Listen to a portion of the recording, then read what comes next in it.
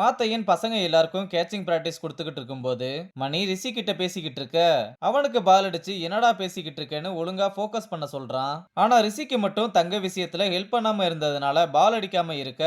எனக்கும் பால் அடிங்கன்னு வாண்டடா கேட்டதும் என்னது அடிக்கணுமா, இதோ இப்ப அடிக்கிற பிடின்னு சொல்லி பால ரொம்ப ஃபோர்ஸா அடிக்கிறான். இதனால ஒரு கட்டத்துல கை வலியில கைய உதறனதும் டைவ் அடிக்க தெரியல, சரியா கேட்ச் பிடிக்க தெரியல, உன் படத்தெல்லாம் தேட்டரோட வச்சுக்க, இங்க வந்து ஓட்டாதுன்னு கிளம்ப சொல்றான். இங்க ருக்மணி ரங்கங்கிட்ட, என்ன பசங்களாம் இன்னும் உன்கிட்ட முரண்டு பிடிச்சுக்கிட்டு தான் இருக்காங்க போல, பரவாயில்ல விடு, தங்க உன்னை புரிஞ்சுக்கிட்டு மனசு மாறின மாதிரி எல்லாரும் ஒரு நாள் மாறுவாங்கன்னு சொல்ல, அவங்க மனசு மாறுறாங்களோ இல்லையோ என் வேலையை நான் பண்ணிக்கிட்டே தான் இருப்பேன்னு சொல்றான். அங்க கட் பண்ணா இங்க ராஜசேகரும் அவனோட அக்கா பையனும் கிரவுண்டுல சும்மா ரன்னிங் ரேஸ் வச்சு ஓடிக்கிட்டு இருக்க.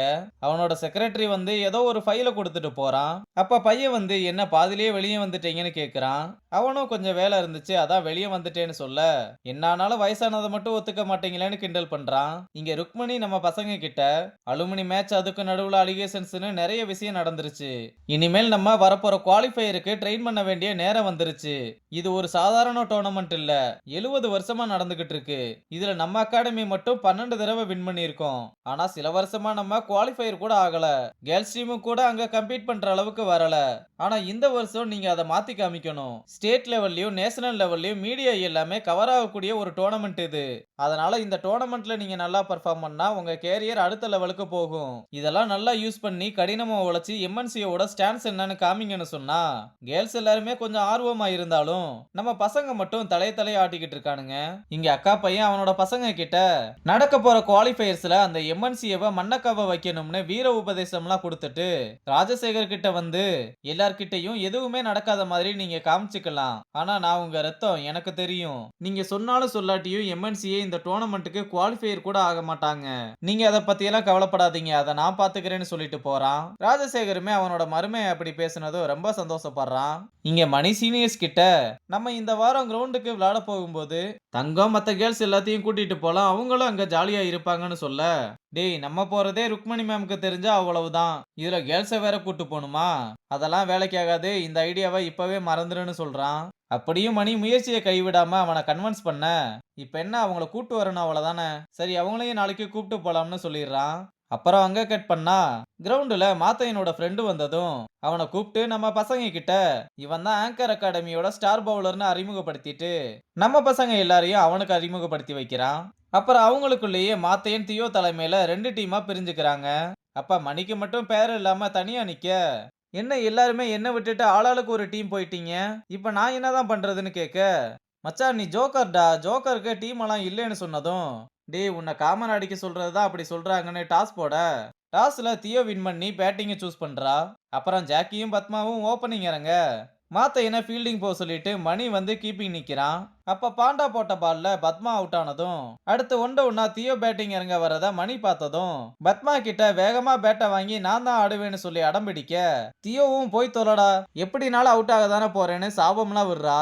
இங்க பசங்களும் டே நீ எப்படியே அடிக்க போறது இல்ல, கொடுத்துட்டு போயேண்டான்னு சொன்னாலும் என்ன ஜோக்கர்னு சொன்னேல போடான்னு அனுப்பிவிட, இவனோட விக்கெட்டை நான் தான் எடுப்பேன்னு வீராவும் பாண்டாவும் பெட்டு கட்டிக்கிறாங்க. ஆனா இந்த இடத்துல தான் பயங்கரமான ட்விஸ்ட், மாத்தையன் போட்டா ஃபர்ஸ்ட் பாலே மணி 6 அடிக்க எல்லாருமே இவனா அடிச்சதுன்னு வாய பொளந்துடுறாங்க.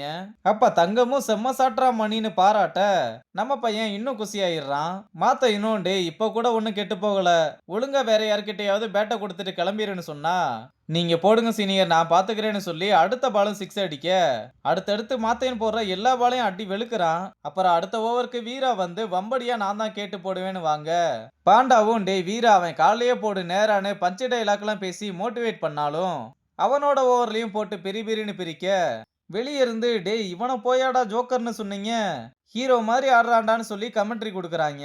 மணியும் என்ன சீனியர் யாராவது புதுசா போடுங்கன்னு சொல்ல, ஓ உனக்கு அந்த அளவுக்கு ஆயிருச்சான்னு தங்கத்தை கூப்பிட்டு பவுலிங் போட சொன்னதும் மணி அவளோட ஓவரை மட்டும் அடிக்காம கட்டைய போட்டுக்கிட்டே இருக்கான். அப்புறம் எல்லாருமே ஒரு சின்ன டீ பிரேக் எடுத்துக்கிறாங்க. அப்ப மாத்தையன் டே உண்மையாவே நீ தான் அடிச்சியா இல்ல பந்த பார்த்து சுத்துனியான்னு கேட்க, என்ன சீனியர் நம்ம டீம்ல எல்லாருமே சுமாரான பவுலர்ஸ் தான், அடுத்த வாட்டி வேற நல்ல டீமா கூப்பிடுங்கன்னு சொல்ல, பாண்டாவும் வீராவும் சேர்ந்து தங்கத்தை ஏத்தி விட, அவளும் நீ முடிஞ்சா ஏன் ஓவர்ல அடி, நான் எப்படி உன் விக்கெட்டை எடுக்கிறேன் பாருன்னு சொல்லி களத்துல இறங்கினதும் என்ன ரொம்ப ஓவரா பேசுறான்னு அவ ஓவரையும் போட்டு பொழந்துகிட்டுறான்.